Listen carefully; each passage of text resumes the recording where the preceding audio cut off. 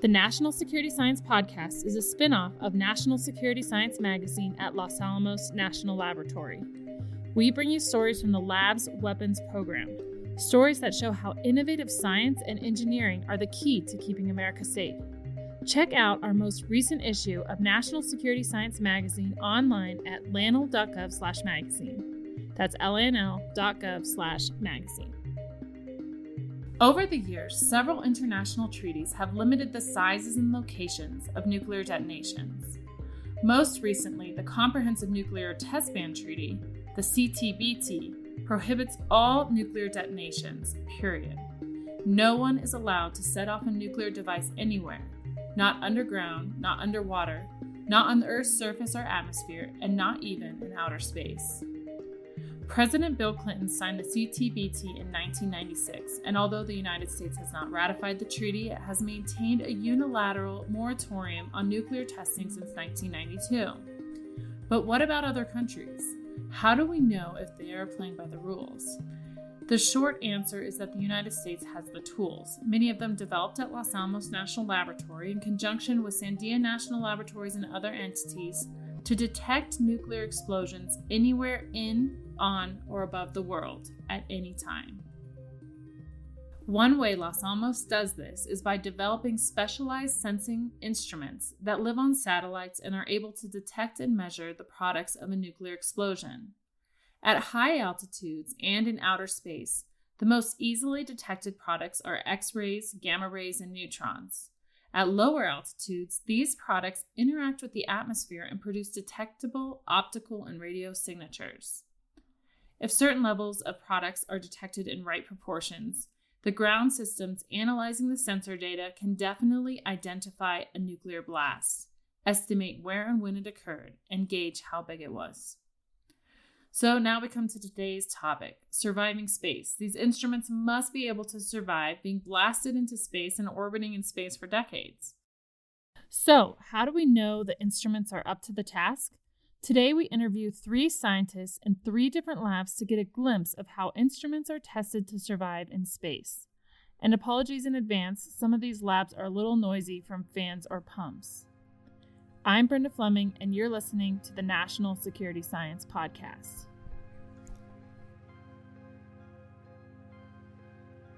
Yeah, you just abuse the heck out of it. This is Dave Smith of the lab's Space and Remote Sensing Group. He leads a project team working to design and qualify next-generation electromagnetic pulse sensors, or EMP sensors. Dave introduces us to Jacob Valdez, who is the lead mechanical technician. So Jacob is our lead mechanical engineer for the EMP project. EMP is electromagnetic pulse sensor. So these are sensors that fly on GPS satellites to do treaty verification and other national missions. So this is our next generation EMP sensor design. It's for GPS Block 3F. The first one will launch in 2026. But this is our qualification unit. So just to backtrack a little bit, a qualification unit, or a qual unit, is basically identical to the flight units that Los Alamos will eventually provide to Lockheed Martin to launch into space. The qualification unit, or qual unit, goes through rigorous testing, while the actual flight unit will have much less testing, so no lifetime is taken out of the actual flight unit. The qual unit gets built to flight standards using flight parts and gets very rigorously tested over the course of several years. In December 2021, the design passed system verification review, where evidence showing compliance with 230 plus requirements was presented and reviewed by external stakeholders. Most of these requirements involved testing with the qual unit. Many were handed down from the satellite host to make sure the unit is compatible with all other subsystems on the satellite and won't cause any problems on orbit. There's a lot of over-testing that happens, so yeah, you just abuse the heck out of it. At this point in the interview, we walked into the screen room. The screen room is a little room within the EMP test lab that is fully enclosed by a combination of metal and copper mesh to create a Faraday cage. The room shields everything inside from the radio noise of the outside world. Here sat the unit, a black box about the size of a cinder block. So, what are these sensors actually looking for? What they're actually looking for is the spark, or whatever you want to call it, that when a nuclear detonation goes off. And so it's a little bit like lightning. When you have lightning goes off somewhere and you hear it on your radio, you'll hear a little static, a little brief static. It's very similar to that. So that's what we're detecting that from space to support treaty modeling. And then once on orbit, the design life is 15 years, but GPS satellites will sometimes be up to 25 years. So this design is going to be performing its national security mission past the year 2050. Next, we come to the next lab in this podcast, which is the Gray Room. This lab has thermal chambers and thermal vacuum chambers, and we get to meet Vernon Vigil, Space Instrument Realization Group Thermal and Vacuum Test Lead. Here, Vernon describes the thermal chambers. He calls them TENI chambers, TENI referring to the company that makes the equipment. It's just basically an oven that can heat and cool. So in these TENI chambers, we just do thermal cycling for it. We heat it up and cool it down, heat it up and cool it down. Then we come to the thermal vacuum chamber. Vernon demonstrates applying temperature to monitors to a hard radiation sensor test unit, or HRS test unit. The HRS will be used on satellites for nuclear detonation detection, and the first of 22 satellites is scheduled to launch in 2026. The thermal vacuum chambers basically look like a 6-foot-tall cylindrical bag safe with heavy vault-like doors and thick walls. What we're doing in here is also thermal cycling the unit, but we're adding that element of vacuum. And what that vacuum does is we're trying to simulate the space environment, the exact environment that we're going to see up there in space. But the chamber isn't just limited to a no-air space environment. When we were qualifying the instruments that went on the Mars rover, we actually had a special blend of gases that they think is on the surface of Mars. So we backfilled this chamber with those special gases to simulate the surface of Mars. That's to make amazing. sure that the instruments were going to work the way they expected. Each project instrument has its own unique ground support equipment, or GSEs. The GSEs have the software, power supplies, current monitors, temperature monitors, and so forth that run the instrument and give the instrument operator feedback on the state of health, or SOH, of the instrument. So these ports here have the proper connectors they need to connect to the ground support equipment out here. And if you look on the inside of the chamber, on the other side, you'll see another set of cables, and those cables get routed to the connectors on the back of that instrument. Yeah. So yeah, they're able to talk to the instrument, make sure it operates. So, who is involved in the process for making one of these units? Well, there's electronic fabricators, there's mechanical fabricators, and so the mechanical fabricators are the ones that get all the parts and put them together. Yeah. In there's a bunch of PC boards and stuff, so our electronic fabricators will assemble all these boards, put all the components on the PC boards. And then there's a whole other crew that does all the testing that makes sure the electronic boards work, all the PC boards work. Another group of people that will make up the software to talk to all these PC boards, all the electronics, and people that test the software, make sure that it can talk to the electronics. So it's a lot of rigorous testing. Getting to space, it's a really expensive endeavor, and it's hard to get there. So we want to make sure that we can put out the most reliable system that we can. So that's why it goes through so much rigorous testing. And of course, the chambers are kept extremely clean. Do you ever get tempted to put just a pan of cookies in there and see how quickly you can cook them? Well, that would destroy our pumps. Oh yeah. We try to keep. You noticed, I don't know if you noticed with Jacob, every time he touched that instrument, he had the rubber gloves on. Yeah. So all of these instruments, when they're Totally assembling clean. all of these, everything is clean. We'd handle them with the rubber Yeah. gloves.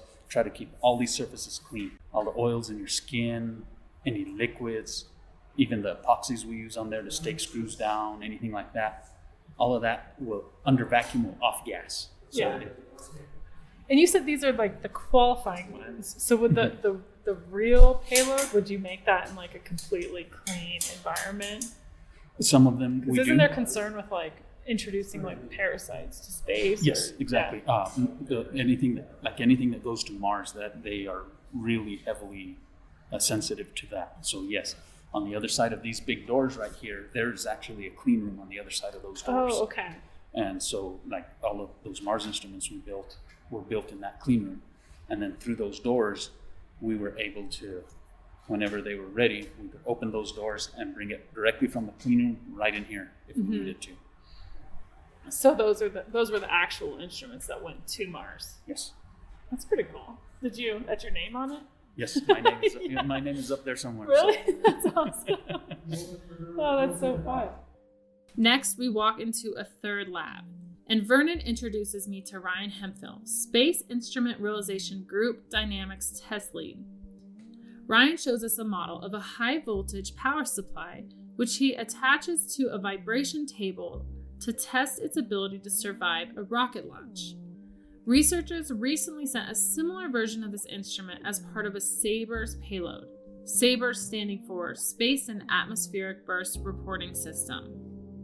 So we're trying to simulate the environments that all of our instruments are going to see, right, before they actually see them, to make sure that the designs are robust enough. Kind of two of the big environments are, one's thermal, and then one is the shock and vibration you get from the rocket launch. Typically the harshest environment in terms of dynamics that an instrument's going to see is that rocket launch. Because, well, the unit is being blasted into space, Ryan explained. If you were a person strapped to a chair, you'd absorb a lot of that. But that rigid environment, being bolted to the rocket, you transmit a lot of that energy to your instrument. Yeah. So it'd be better to be on a chair.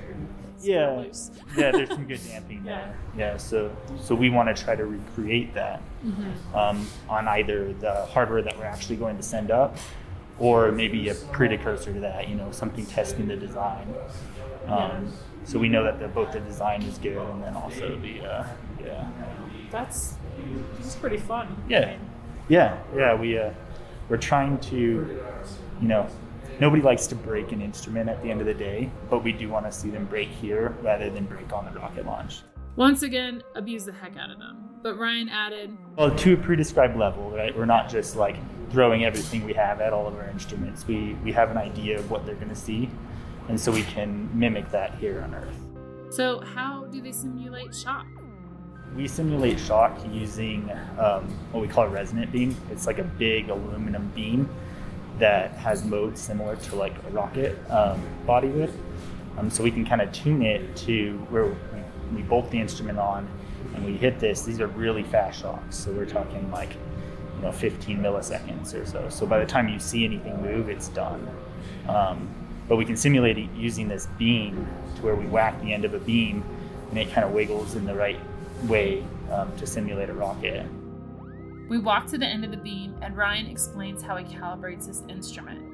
Ryan uses a mass mock, or a model that simulates the size and the weight of the instrument, so Ryan can tune his software to make sure he gets the levels that he needs. And I explain it kind of like a guitar string, right? You can put your finger somewhere and pluck it and you play a note. You put it in two different spots, you pluck it again, you play a different note, right? So it's the same idea, but this is now a big solid aluminum beam. So what we're trying to do is tune this to wiggle, to vibrate like a rocket does during a shock event. So we have these really large metal clamps that we put on the nodes of this aluminum beam, kind of like that guitar string, right? And we can actually tune it to play a different set of frequencies or shock pulls. So we whack it along the end there we have this basically pneumatic cannon in the back there, push the slug back. We can hit the end of this at a very repeatable force input, and we can keep hitting it with the mass mock on there and tune it to look exactly like that shock pulse.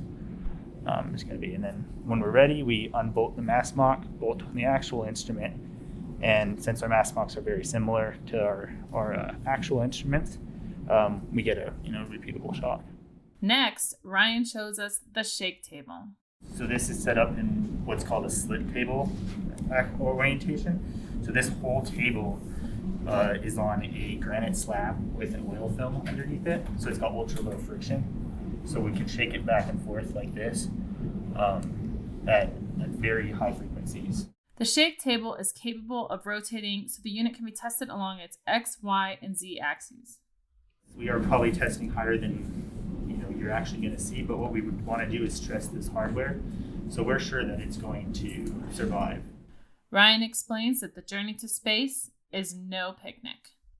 Rocket bodies are typically multiple stages. And so when one of those stages burns out, you separate, usually using explosive bolts. Those are a really good source of shock, right? So when those go, you send a shock wave through the rocket body, which is going to hit any instruments you have mounted on that. And so that's what we're trying to simulate is those pulses. So, has Ryan ever been to a rocket launch? I have not, and it's on my list to do. Ryan has not seen a rocket go into space, at least not intentionally. I did technically see most of the Richard Branson launch on Virgin Galactic, but I wasn't meaning to. I was at the lake down there. I was at Elephant Butte. Elephant Butte, if you're unfamiliar, is a recreational reservoir in southern New Mexico. Spaceport America is just on the other side of the mountain range there.